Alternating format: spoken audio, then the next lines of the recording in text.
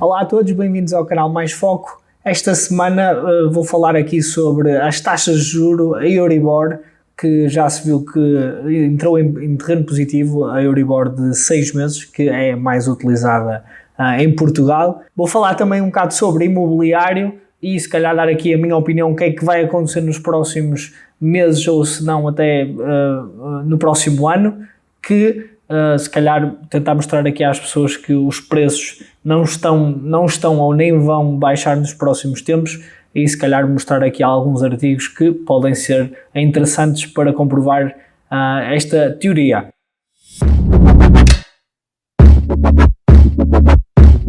Começo aqui por mostrar a Euribor ao dia de ontem, portanto dia 8 de junho, a Euribor de 6 meses já está nos 0,34% e a de 12 meses já está nos 0,56%.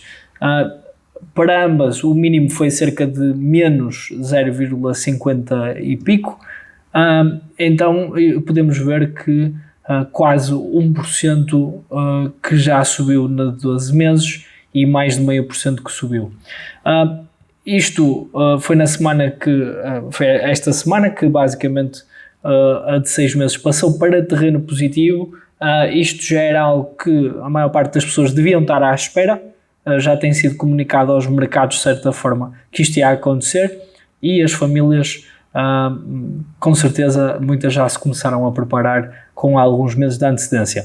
Hoje especificamente o Banco Central Europeu manteve as taxas de juro, mas em princípio vai subir em julho e deve subir 0,25 e também depois em setembro, mas não vão parar por aí, vão continuar sem dúvida a aumentar. Portanto aqui diz que confirmou no entanto a possibilidade de um aumento de 25 pontos base na reunião de julho e outro aumento em setembro. Neste de setembro aqui há uma grande hipótese de a inflação continuar a aumentar e eles aqui serem obrigados a aumentar mais do que 0,25.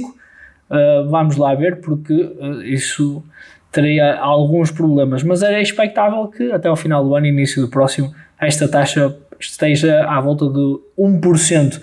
Portanto, vai ser 1% na Euribor e vai basicamente somar mais ao spread. Portanto, há muitas famílias que vão ter taxas de 2, 2,5%, 3%, quem sabe. Uma coisa que tem acontecido em Portugal é que nos últimos anos o preço das casas não tem parado. E mesmo quando as pessoas esperam que isso deixe de acontecer, porque vem uma recessão, porque há uma guerra, porque inúmeros motivos, a coisa não funciona bem assim. Existem cada vez mais indicações de que o preço vai continuar a aumentar das casas. Aqui podemos ver que há uma notícia que fala sobre Portugal ter cada vez menos casas para vender e isto obriga com que o preço suba. Portanto, as taxas de juros continuam baixas, as pessoas conseguem se endividar e não têm problemas em pagar mais porque o preço de pedir emprestado está mais barato e que no curto prazo basicamente continua a aumentar, especialmente nas grandes cidades. Também, no final de abril, estavam disponíveis cerca de 135 mil imóveis contra 150 mil do ano passado, o que traduz uma queda de 6%.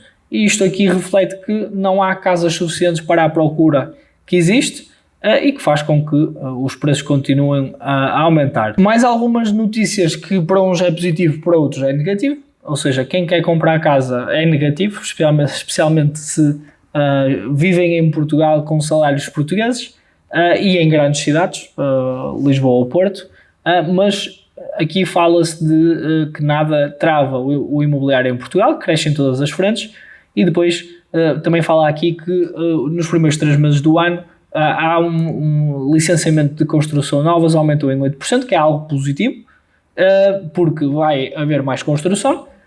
E a concessão de novos créditos de habitação subiu 24,1% e a avaliação bancária também cerca de 12%. Isto quer dizer o quê?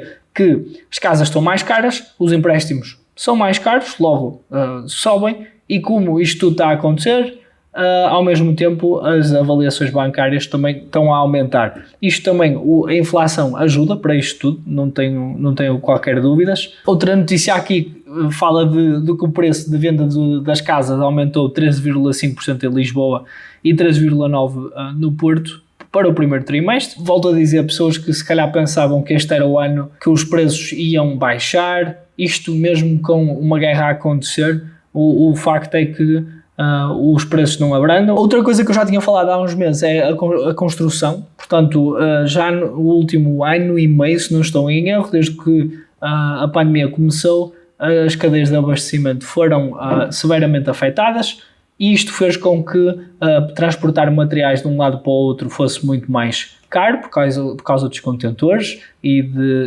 por exemplo, do preço do petróleo. A mão de obra, porque muitas pessoas ficaram confinadas, por exemplo, na China, em que foram obrigadas a ficar em casa, em lockdowns.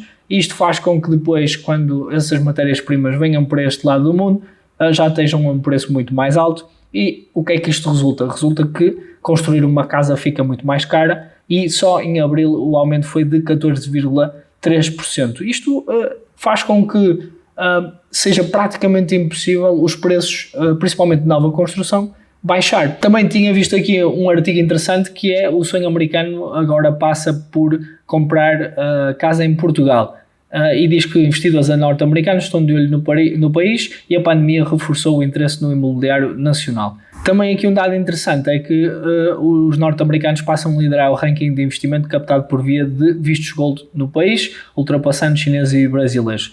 Portanto, o visto gold, o mais normal é terem comprado propriedades com X montante e então ficaram com o visto.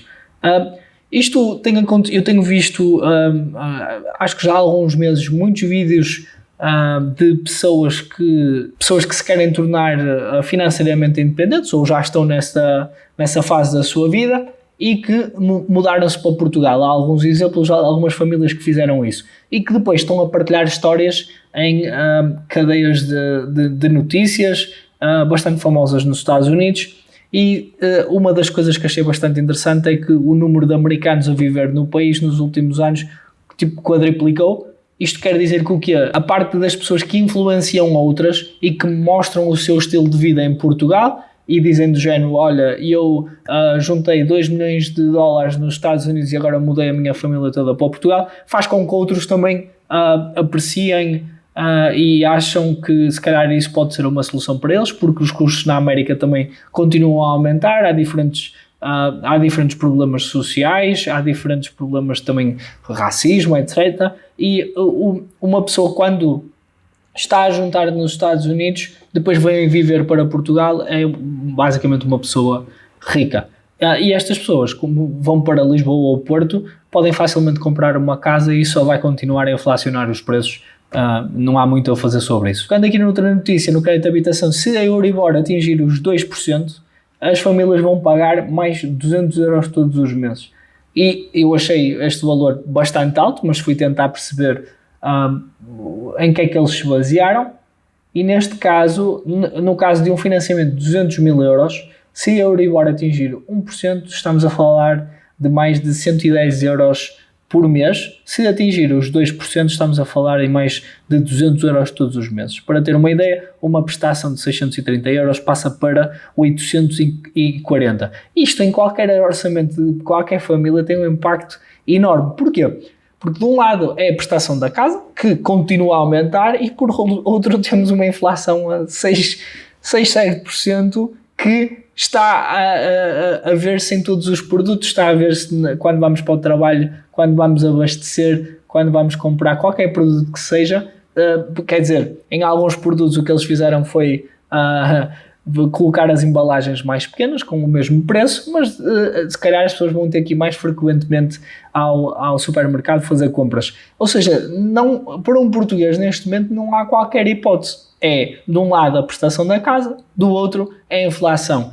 E os salários não estão a aumentar de acordo, por isso é algo muito preocupante. Outra coisa que de salientar, e obviamente isto não se coloca para quem tem taxa fixa, mas mais de 93% dos créditos de habitação em Portugal são taxa variável. 93%.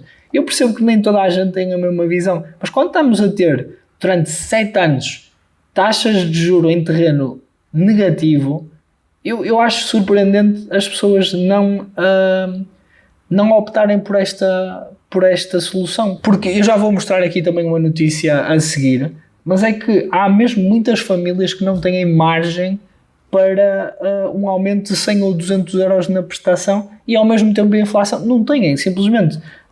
Eu sei que a Euribor passar aqui para 2% é um caso mais extremo, não quer dizer que não vai acontecer, mas o 1% é bastante provável. E em termos de 200 mil euros, é assim, eu sei que isto para muitos é uma casa cara, mas eu tinha mostrado uma notícia há uns meses em que o financiamento médio era de cerca de 135 mil euros. Por isso, contem pelo menos com 50 euros em média para as famílias. Mas já é muito normal em Lisboa e outras cidades comprar casa não fica menos de 300 mil euros, etc. Como eu estava a dizer, esta notícia também, isto aqui foi um estudo da Ecoproteste, foi feito em função da guerra, portanto eles estavam a inquirir sobre os vários aspectos da guerra e como isso ia aumentar os preços e se as pessoas concordavam ou não, mas eles falavam aqui que 40% dos portugueses não têm margem financeira no caso do agravamento da crise. E isto aqui era mais concretamente na guerra, mas isto aplica-se em qualquer coisa. E que diz aqui, mesmo com dificuldades mostradas, que levam 40% dos inquiridos a dizerem que não terem margem financeira ou poupanças que lhes permita superar um agravamento na crise. Então, é crise, é a inflação, é as taxas de juros. Portanto, se uma pessoa pensava, os produtos vão ficar mais caros, mas se calhar não estavam a pensar na prestação da casa. Outro artigo que também achei muito interessante da Caixa Geral de Depósitos é que fala aqui de como se defende de uma eventual subida de taxas de juros. Isso já foi feito em março deste ano, mas dão aqui alguns cenários e também algumas consequências. No caso das taxas de juros subirem, acho o artigo bastante interessante, também vou deixar na descrição, mas só queria falar aqui de algumas estratégias que vos podem ajudar na subida de juros. A primeira de todas é olhar para o spread. Como vocês sabem, o spread é a margem de lucro do banco e muitas vezes, se vocês já estiverem numa situação complicada, podem perfeitamente falar com o vosso banco e tentar perceber se há aqui uma margem para eles baixarem o spread, porque podem não estar nas melhores condições para pagar o vosso empréstimo e que em muitos casos, se calhar casos mais extremos, os bancos podem optar por baixar esse spread para na mesma a pessoa continuar a pagar o empréstimo. Depois, como sempre, analisar se ainda faz sentido mudar a taxa de juros. Lembrem-se que neste momento está a subir, mas ainda pode subir muito mais. Pelo menos não quer dizer que daqui a uns anos não volta a estar a valores baixos, mas há a possibilidade, e se vocês não conseguem lidar com este tipo de volatilidade, se calhar pode fazer sentido mudar de taxa ainda neste momento. Outra das coisas é rever os seguros de vida, qualquer tipo de seguro, de habitação ou de vida, porque vocês, se ainda tiverem os vossos seguros com o banco, sabem perfeitamente que estão a pagar um premium, por isso podem perfeitamente tentar ir para fora do banco, analisar se faz ou não sentido o preço que vão pagar fora e a bonificação deixar de existir, têm que fazer essas contas. Podem também, lá está, amortizar parcialmente, consolidar créditos. Isto também é uma boa ideia para quem tem múltiplos créditos, como por exemplo o crédito pessoal e de casa. Pode fazer sentido consolidar, pagam apenas uma prestação todos os meses, se calhar pode ser mais reduzida e um prazo maior. Muito obrigado por terem assistido. Se vocês gostam deste conteúdo, façam o favor de subscreverem ao canal e obviamente meterem um gosto neste vídeo. Se vocês têm alguma dúvida relacionada com crédito de habitação, taxas de juros, se estão preocupados, coloquem aí nos comentários e eu posso tentar responder às vossas questões. Adeus, até ao próximo vídeo.